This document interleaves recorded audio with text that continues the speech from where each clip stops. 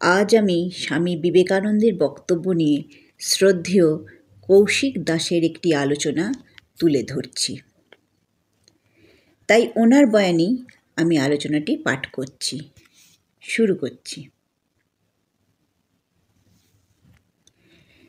লেখার শুরুতেই জানিয়ে রাখি, স্বামীজির বক্তব্য নিয়ে কোনো বিশ্লেষণী লেখার যোগ্যতা, পাণ্ডিত্য বা ধৃষ্টতা কোনোটাই আমার নেই। পণ্ডিতেরা এই নিয়ে লিখেছেন, লিখবেন। আমি শুধু তার বক্তব্যের দু একটা জায়গা তুলে ধরব, যেটা বর্তমান সময়ে খুব প্রাসঙ্গিক। প্রথমেই বলি, ধর্ম নিয়ে কোনো কিছু লেখা বা বলার মতো যোগ্যতা আমার নেই। আর একটু বয়স বাড়ুক, তখন না হয় একটু ধর্ম নিয়ে চর্চা করব। তবে একজন সাধারণ মানুষ হিসেবে ধর্ম নিয়ে দু চারটে কথা বলতে চাই। জন্মসূত্রে আমি একজন হিন্দু। হিন্দু ধর্ম পৃথিবীর অন্যতম একটি প্রাচীন ধর্ম। প্রাচীনকালে হিন্দু ধর্ম সনাতন ধর্ম হিসেবে পরিচিত ছিল। আবার এই ধর্ম মূলত বেদের ওপর ভিত্তি করে গড়ে উঠেছিল। তাই হিন্দু ধর্ম বৈদিক ধর্ম হিসেবেও পরিচিত। অন্যান্য ধর্মের সাথে এই ধর্মের মূল পার্থক্য হলো, পৃথিবীর বেশিরভাগ ধর্মের প্রচারক ছিলেন একজন ব্যক্তি, কিন্তু হিন্দু বা সনাতন ধর্মের প্রচারক কিন্তু কোনো একজন বিশেষ ব্যক্তি নয়। এই সনাতন ধর্মের সন্ন্যাসীদের বলা হতো হিন্দু। এই হিন্দু সন্ন্যাসীদের সম্মিলিত লিপিবদ্ধ ধর্মীয় গ্রন্থই হলো বেদ। তাই হিন্দু বা সনাতন ধর্ম চিরন্তন। এই বেদ ছাড়াও উপনিষদ, পুরাণ, ভগবদ্গীতা সবই হিন্দু ধর্মগ্রন্থ। তবে মনে রাখতে হবে, বৈদিক সভ্যতায় কোনো মূর্তি পূজা হতো না। তখন আমাদের দেবতা ছিলেন ইন্দ্র, বরুণ, অগ্নি ও সোম। তখন ঈশ্বর আরাধনা হতো বেদপাঠ ও যজ্ঞের মাধ্যমে। এই হিন্দু ধর্ম আমাকে সহনশীল হতে শিখিয়েছে, উদার হতে শিখিয়েছে, অন্য ধর্মকে সম্মান করতে শিখিয়েছে। তাই আমি নির্দ্বিধায় বলতে পারি, স্যার আব্দুল কালাম আমার প্রিয় মানুষদের মধ্যে একজন। তাকে আমি শ্রদ্ধা করি। তিনি কোনো ধর্মের, সেটা নিয়ে আমার কোনো মাথা ব্যথা নেই।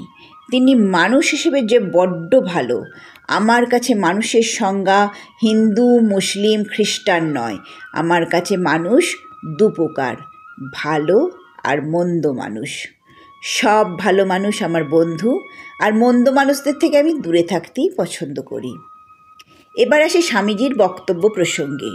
1893 সালে শিকাগোতে যে ধর্ম মহাসম্মেলন হয়েছিল, সেখানেই ভারতবর্ষ ও হিন্দুত্ববাদ নিয়ে বক্তব্য রেখেছিলেন এক তেজস্বী যুবক। এই সম্মেলনটি চলেছিল 11 থেকে 27 সেপ্টেম্বর পর্যন্ত। ভারতবর্ষ ও হিন্দুত্ববাদকে প্রথম বিশ্বের আঙিনায় পৌঁছে দিয়েছিলেন স্বামীজি। হিন্দু ধর্ম কেন বিশ্বের অন্যতম সেরা ধর্ম, সে বিষয়ে আলোকপাত করেন তিনি। সারা বিশ্বের প্রতিনিধিরা তার এই বক্তব্য মন্ত্রমুগ্ধের মতো শুনেছিলেন। অনেকেই তার গুণগ্রাহী ভক্ত হয়েছিলেন।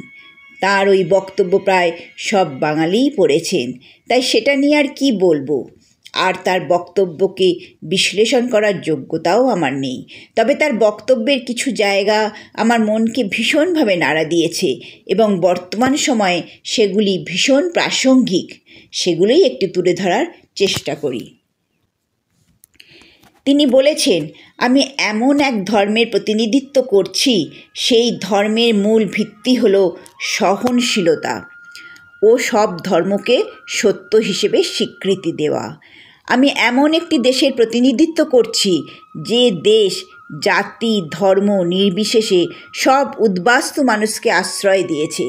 তিনি একেশ্বরবাদের কথা বলেছেন। মানুষ ভিন্ন ভিন্ন পথ ধরলেও সবারই গন্তব্যস্থল কিন্তু একটাই। তিনি আমাদের ধর্মীয় সংকীর্ণতা নিয়ে একটি সুন্দর গল্প বলেছেন, সেই কুয়োর ব্যাঙের গল্প। একটি ব্যাঙ কুয়োর মধ্যেই বেড়ে উঠেছে, তাই সে সবসময় ভাবত পৃথিবীর সবচেয়ে বড় জলাভূমি হলো ওই কুয়োটাই। একদিন একটি সমুদ্রের ব্যাঙ এসে তাকে বলল, দেখবে চলো, পৃথিবীর সবচেয়ে বড় জলাভূমি হলো সমুদ্র। কিন্তু সেই কুয়োর ব্যাঙ তার কথা কিছুতেই বিশ্বাস করতে পারেনি, কারণ কুয়োর মধ্যেই সীমাবদ্ধ তার জীবন। এরপর সে ওই সমুদ্রের ব্যাঙটিকে কুয়ো থেকে চলে যেতে বলে। এই গল্পটি বলে স্বামীজি বলেন, আসলে আমরা সব ধর্মের লোকেরাই আমাদের কুয়োর মধ্যে বাস করি এবং সেটাই মনে করি আমাদের বিশ্ব। এর থেকে সহজ ও সুন্দর করে ধর্মীয় সংকীর্ণতার কথা আর কেউ বলেছেন কিনা আমার জানা নেই। স্বামীজির বক্তব্যের আরেকটি জায়গা আমার মনকে খুব নাড়া দিয়েছে। তিনি আরেকটি জায়গায় একটি ভীষণ সুন্দর কথা বলেছেন।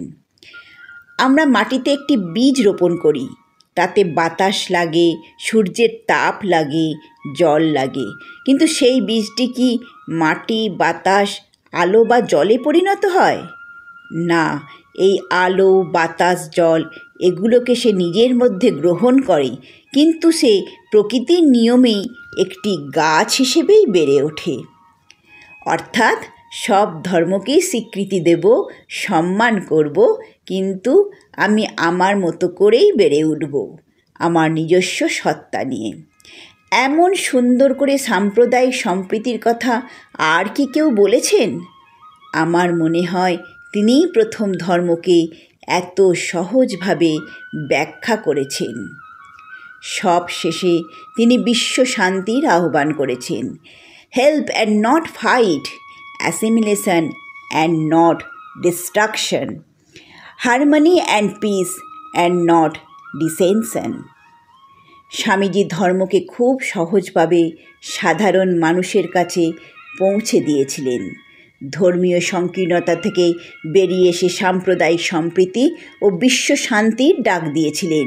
আর হিন্দু ধর্ম কেন পৃথিবীর সেরা ধর্মগুলির মধ্যে একটি, সেটাও তিনি সারা বিশ্বের কাছে তুলে ধরেছিলেন। শেষ করলাম স্বামীজির বক্তব্য নিয়ে শ্রদ্ধেয় শ্রী কৌশিক দাসের লেখা গুরুত্বপূর্ণ আলোচনাটি। আশা করি আপনাদের সবাইকারই খুবই ভালো লাগবে।